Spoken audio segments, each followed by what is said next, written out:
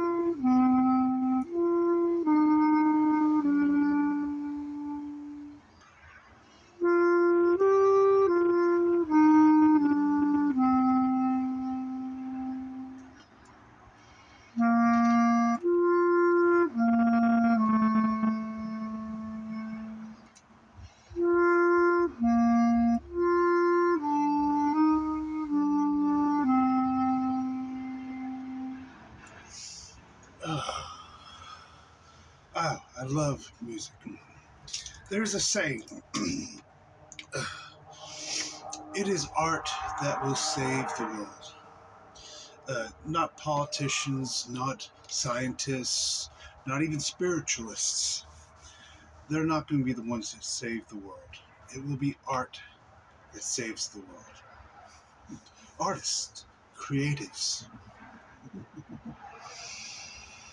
those who follow their hearts, those who dream. For only when you dream from within here, and not try to mentally figure things out, that is when you really see the future. You see the potentials of what the future can be, and then you just follow the excitement, the joy, the passion of your heart to explore what it was like for that future to come into being, to go into experience, to walk into your manifestation and experience it.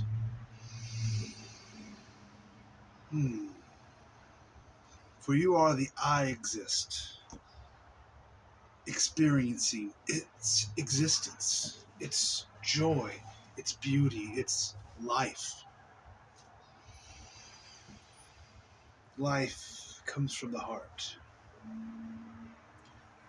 All the joy and passion that it is. That's why I say consciousness, the I exist, awareness, whatever you want to call it some days. It is acceptance, compassion, and gratitude. It is the unknowable. And it expresses itself through desire, through excitement, through joy, and through simplicity. Oh.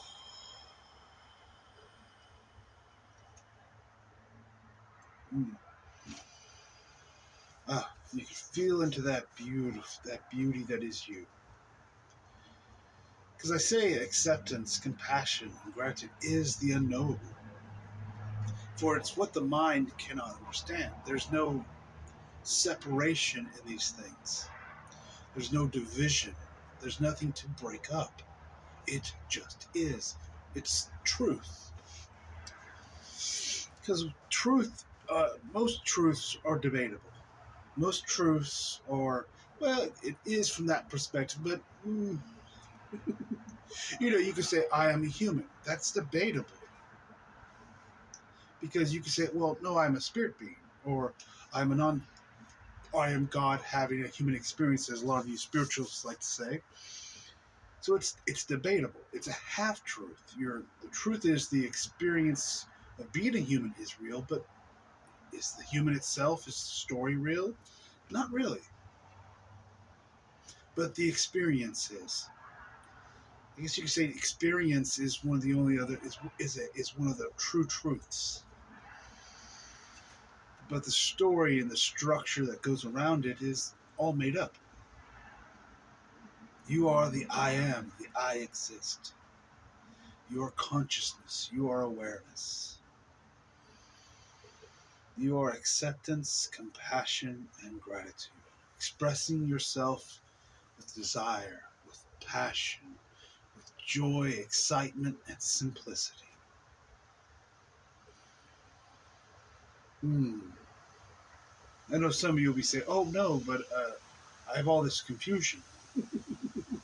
Well, confusion comes from this, because the confusion comes from the mind trying to understand things it was never meant to understand. The mind is what creates confusion because it creates separation, division. It creates just a human, then you have God over here, and you have angels over here, and it puts everything into a category. Because within the heart, within the true self, there's oneness. This is what I've talked about before. I'm not a big fan of the oneness out there. I'm going to go join your oneness cult.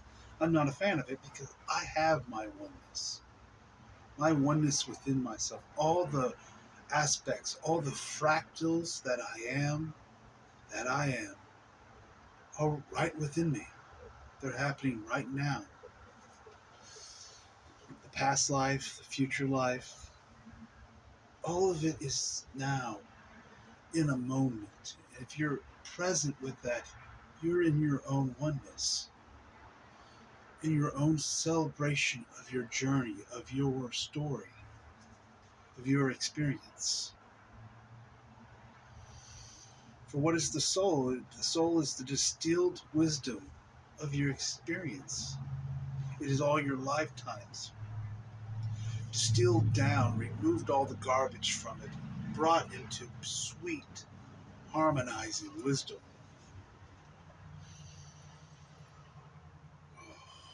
Oof. The soul is, oh, beautiful. Oh, so I thought I'd start with a beautiful song today. I was sitting here on the porch. I wrote a new song last night, and it's like, oh, I wish to share it. Don't you love to share your creations? Isn't that just something that just, it feels right? To hold back your creations, to keep them hidden, just feels wrong. Because your creations or is your voice. Because there's a saying, too, that energy, which is creation, just energy, is communication. So your creation, your art, your beauty that you're allowing to come through you is just a communication of yourself. Mm. Oh, feeling quite wise today.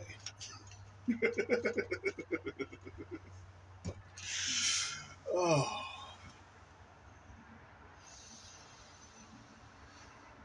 oh. Had no plans of talking about anything. I just felt like playing the clarinet and making a video happen.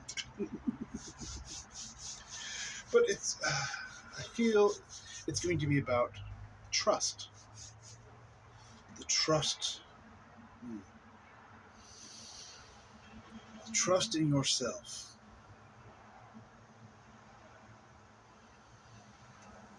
Oh, that is a beautiful thing. To have trust in oneself, to have complete trust in you. Not just the little human you, the less than you that you usually see yourself as, but the entirety of you.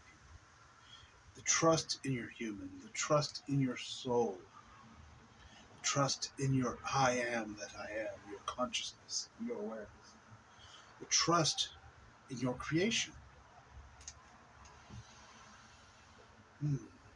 Because creation is so simple. It was probably, if you're a professional clarinet player, you would probably say that song was really basic and simple, and you could get all mental about it, or you could listen to it. Was it beautiful to listen to, or was it not? Uh, there can come to a taste that people have, but it's usually taste is more mental. But there's this the beauty in it. I found it beautiful. But there was a trust in writing the music. I didn't think it out. I didn't plan it out. I didn't even. It's not that yesterday evening I decided, oh, I'm going to go and write a song, because I found and discovered that every time I try to do that, it doesn't work. There usually comes a frustration, a confusion, because it's a mental creation. There's a mental ideal. Oh, to be a good person, I need to be a creative person. I need to write a song every day, something of that nature, and it needs to just do it. And you can get all mental about it, and then it becomes a mental ideal, a mental creation, and not really a creation from the heart. What are you doing, little baby? This is Little Trouble. Her name is Little Ori, but she is trouble. She is hyperactive, energetic, loves to climb, knock chairs over, knocks my records over. Yes, you do. But at the same time, adorable, cute, loves to cuddle, and so playful. Okay,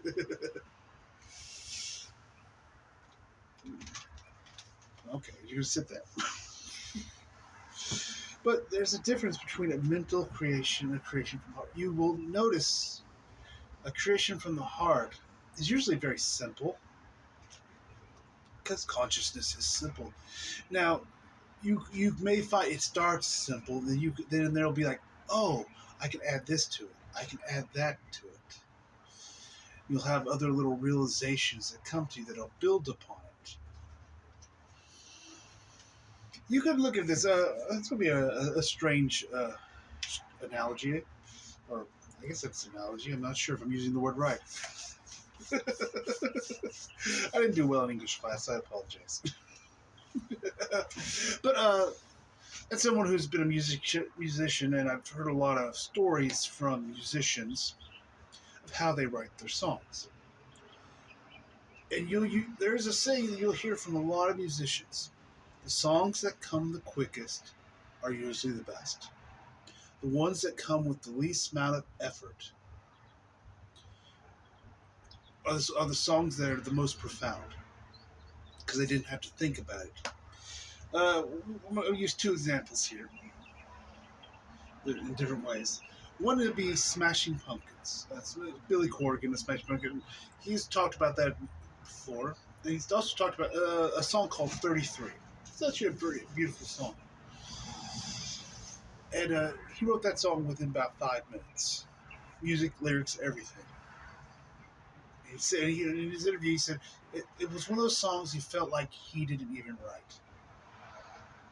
This is why a lot of times you hear also musicians will say things as, how did you write this song? I don't know. It just came from somewhere. It was just there. I can't make it happen. Even Bob Dylan has a quote saying he doesn't know how he wrote those songs in his youth. He says he's gone back and tried to do it, and he can't do it. He's these really profound, really culture-touching moments that a song has that you just can't create from here. If you try to do that, you'll just get something like Creed. I don't mean to call out Creed, but they're considered to be one of those bands, or what's the other one? Muse. Muse is usually, it's like there's just isn't a lot of heart in their music. It's a lot of mental and trying. But the songwriting just comes, and the musicians, it just flows. I wrote the song in just a couple minutes. It just came out, and there it was. I had a new song that I could play for you today. I didn't plan it out. It was just there when it needed to be there. The human thinks they need to go out and search for things, seek things, make it come to them, because they do not have trust in themselves, in their divinity, that it will be there when it needs to be there, in the way that it needs to be there. You know, if I mentally would try to have written a song yesterday, it would have been a very different song. I would try to, make something clever. Oh, well, this will make people think I'm really intelligent and smart. Or, oh wow, look how great he is. That's ludicrousness. It's ludicrous. You are a genius. And this is where you're going to confuse. You're going to think you're a mental genius. Fuck mental genius. Even mental geniuses aren't really geniuses. There's a difference.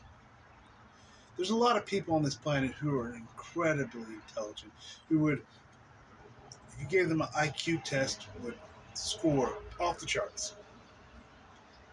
But there's not that many people that are like Elon Musk, Steve Jobs, Albert Einstein. It's not how smart you are. And those are all very intelligent people. But they have something else. They have a knowingness, a nost, a trust within, and they trust that knowingness. They feel it and they walk into it. Because Albert Einstein says how he used to get his his ideals for his mathematics and things were daydreams.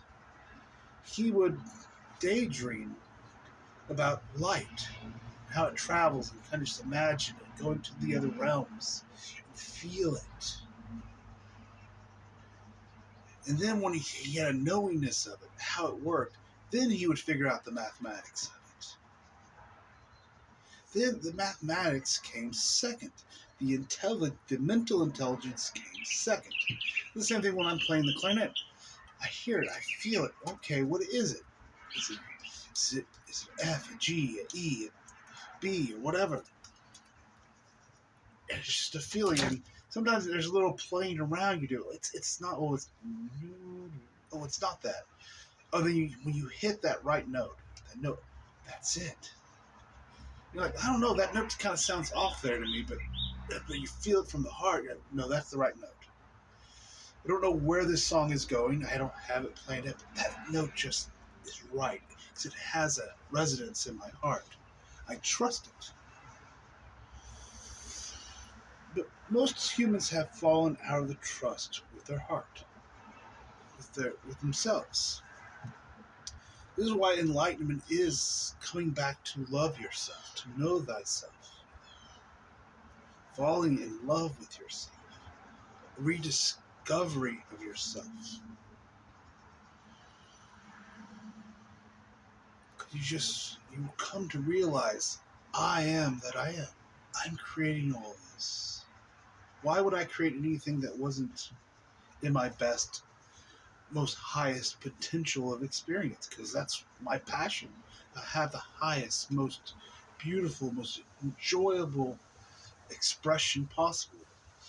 Now, humans will take that and try to make it mental. That means I need to be sitting on the beach in Cancun drinking Mai Tais.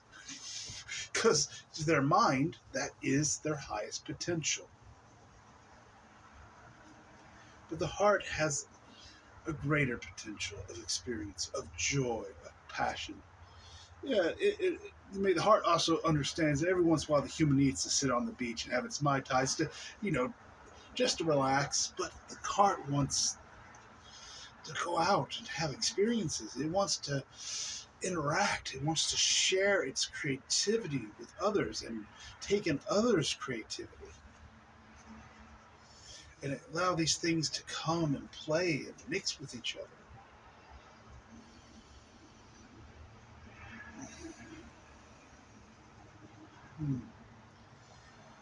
Oh, so beautiful.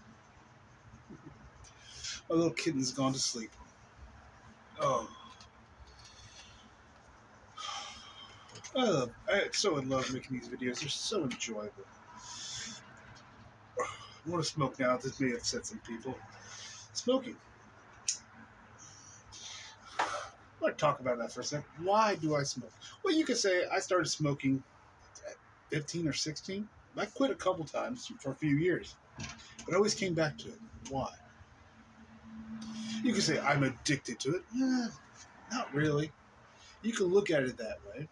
If I really wanted to quit, I'd quit. Same way as if I really want to play the clarinet, I'm going to learn to play the clarinet. If I don't, then I won't. If tomorrow I'm not addicted to it. I'm not addicted to it. It's just what you want. But there's a good reason to smoke.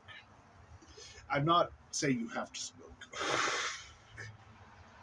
but it's very grounding. It's a very grounding thing. It keeps you in this area, and for a lot of people who are spiritual people, not really spiritual people, but there's a lot of very high vibrational people who don't even know it, who are unaware of it. See, you think people who are in this awakening process are the awakened ones? Well, I don't know. How do I want to say this? There are those who are very spiritual, I guess you could say, but spirituality is made up. But your concept of spirituality, very high vibrational, yet they're unaware of it. They're asleep because they're playing out a story that they've come in to show their light, but they have no awareness that's what they're doing. But when you shine very brightly,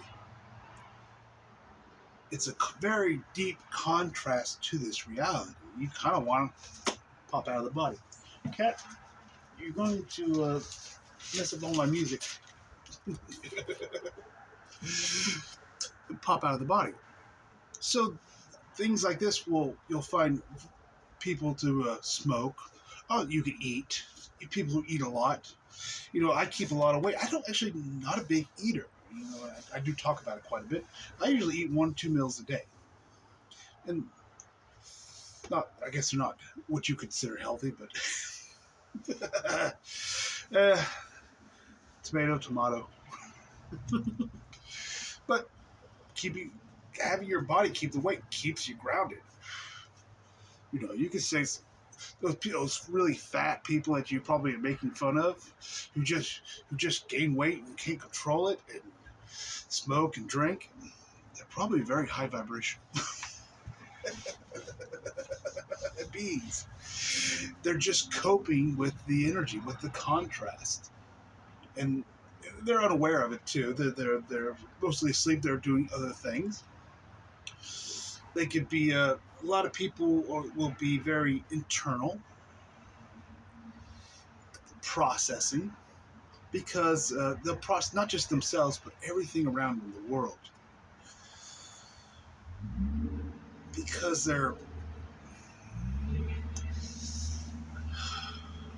I don't know how deep I want to go into these things.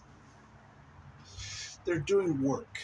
They're doing a grounding of themselves. They're grounding their body. They're also grounding that higher vibration. That constant mental activity they can't seem to control, where it's just always going on and on, always processing, always trying to figure things out, always trying to understand everything, always trying to feel into all the different energies. This constant flow of grounding that is coming through them. So next time you're at the Walmart and you see the large person in the wheelchair who looks unkempt, and instead of making fun of them or feeling sorry for them, maybe have a bit of appreciation. They're grounding in energy, and to ground in that type of energy, that large amount of energy, is going to take a toll on a human's life. It's why it's usually better. A lot of times they stay asleep to it. They never realize what they're doing, because if they did, they'd probably just leave. They would die. That something would happen, because it's a lot to take in, a lot to do, it's a lot to deal with. Oh, I don't know. You never know where these videos are going to go. I guess the point of that is I was going to talk about music, and I went to there. it's like it seems to be all over the place. Get distracted by things. Or are we just going with the flow? And it's a perspective. Is going with the flow a little feels a little uneven to the human. It feels a little jaggedy, a little like I said before, the human wants it to go The straight line with a flow usually goes all over the place because the I am has a much greater desire for experience, for joy, than just sitting on the beach and having mind ties. Sorry, trying to make sure my cigarette's put out so it doesn't just smoke up the place. I said earlier I was going to talk about a second example of musicianship. Not usually a band I listen to much, but I did hear this story once. Guns N' Roses. There's a famous song, "Sweet Child of Mine." That song was a very spontaneous song. They didn't sit down to go write it. The little guitar part, the opening riff, was just something that the guitarist was just fooling around and played around with it. He didn't really think it was musical. It seems kind of strange sometimes. That is an iconic riff. Yet the guitarist who wrote it didn't think it was musical. He used it as a warm-up practice. I don't know if you can see. Sweet Child, just listen to it's the opening riff. You can go find it yourself. I'm not going to try to sing it. It's been a while since I heard that song. But it's a very iconic riff. It's very melodic, very beautiful. It captures you when you hear that song. Even though I'm not a huge Guns N' Roses fan, I have to admit that wow, that riff is good. It just captures you, it pulls you in.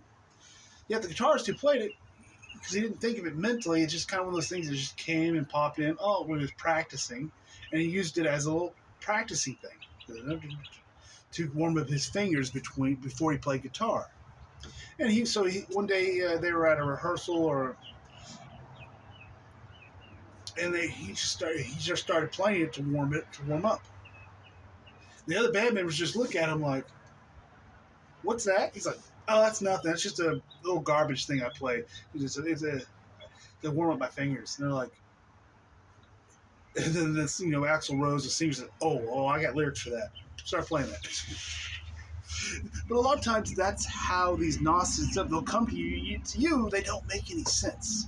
To you, it's like, oh, that's just I don't know. That's just one of those things that popped in my head one day. I don't know.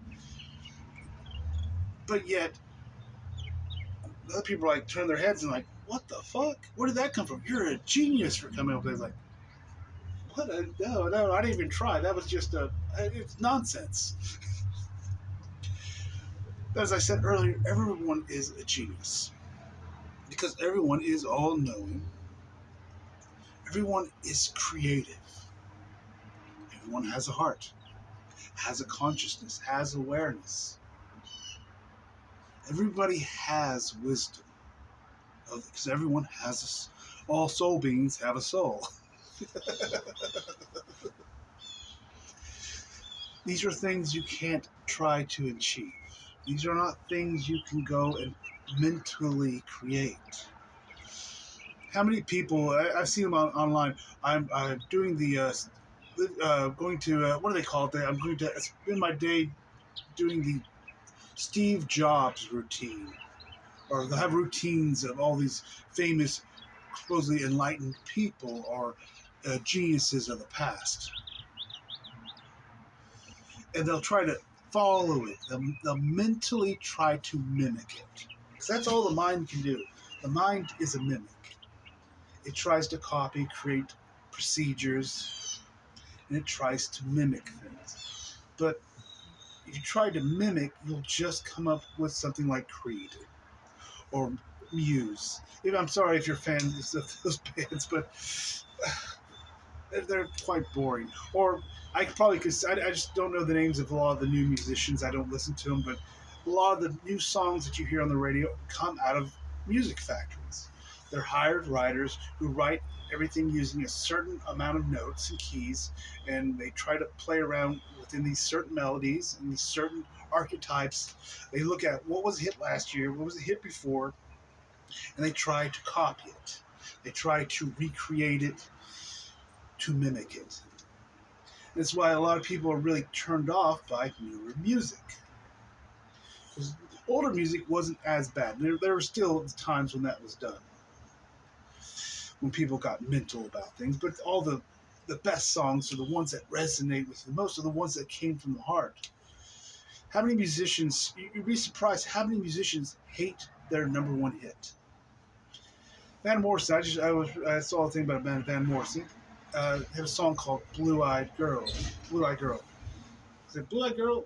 I think so. It's been a while. And he hated this song. It was his biggest hit because he thought it was trite because he didn't live up to his mental of what he thought music should be. He has more um, philosophy in himself that he wants his music to live up to a certain philosophy, and to write just a catchy pop song just is beneath him. But a catchy pop song can be beautiful, as well as a song that has a beautiful philosophy and idealism in it. But a lot of times when you get into that beautiful philosophy and idealism, a lot of it becomes very mental. You can look at Bob Dylan for an example there. Bob Dylan has tried to write some songs like he did in the past. I would say a song called "Murder So Foul" I think came out in the '80s. I'm not don't quote me on that, but it was a later song about the death of John F. Kennedy. And to me, that song is very mental. It's very trying to write a song like he did in the past. You can feel the energy difference from "Blowing in the Wind" to "Murder So Foul." It has a lot of beautiful words, imagery. There is still some heart in it, so I'm not going to say it's heartless, but there's also there's a tryingness. You can feel the trying, the efforting that he had to put to create that song, because trying, force, push has energy to it. What you give out is what you receive. When you listen to the song, I can feel it push back on you. It doesn't have that effortlessness where it just pulls you in, where you can just sit there effortlessly and just feel the music and be drawn into it. It has a mentalness to it. You have to listen to the words. You have to. There's the. It's just very mental. It's very a song you listen to with the mind, and as a mind song, it's very interesting. Like, I'm not saying one is good and one is bad. I would say one has more of a depth to it, one more of a naturalness to it. The other one is more structured and clinical. It's not a good or a bad with it, but there's preference, and I prefer usually from the heart. But every once in a while, to have a little mind candy is okay. Nothing wrong with that. The mind is not a bad thing, as long as it's being used in a proper way, with sovereignty of consciousness, of the I exist. As long as that is in present with the mind as it's being used and not hidden in the background somewhere in the unknown, and you're just focused on mentalness, that's where you get trouble. You get confusion. It's just a beauty of things. There's a simplicity of things. Oh. So the trust. Trust is coming to trust yourself again. And that takes time. Trust doesn't happen overnight. You can't, like I said, like you can't force a song, because if you do force a song, a music arrangement with a mentalness, it always have a pushback to it. There will be, in writing it, there will be confusion. Now, there's been songs that came from the heart that started out, oh, well, they'll start in the heart, then someone will take it into the mind and try, oh, wow, I know what this is. They took it to the mind, then it gets confusing. Then they work on it and they work on it and nothing works. They scratch it all out. Then they give up. They surrender, as they say, or they just start taking a breath. I get it now. They sit back. They sit back, relax for a moment, take a deep breath. So fuck this song. It's wore me out. I've been messing with this thing for 8 hours. I had such a clear idea at the beginning, but now it's just so goddamn foggy, confusing, and and agitated because I put force into it. That's what came back to them. They'll sit back, they'll rest, take a breath. Maybe a day later, maybe a week later, they'll sit down and I'll pop in them. Oh, I get it. Oh, I was going about that the completely opposite direction. Oh, what? How did I not? It's so simple. It just needs to be this. It's so simple. And that's when it just starts to flow again. Then that may usually have a lot of people where it flows for a little bit, then it gets confusing again because you start getting all mental about it. Then you sit back, you leave it alone, then you open back up, then it flows again, and then you get the mentalness again. You can see there's kind of this jerking motion that happens of energy. Because even I still at times can get mental about things, and I have to sit back. I realize, oh, I'm just getting mental. Time to go do something else. Go write, go draw, sit with the cats, go outside and sit on the bench and have a nice smoke and a cup of coffee, or a Dr. Pepper. It's what the doctor ordered. I'm a Texan, so originally from Texas, so Dr. Pepper is Texan. If you didn't know, at least there's the bottling plant over there in Plano, Texas, right where I used to live.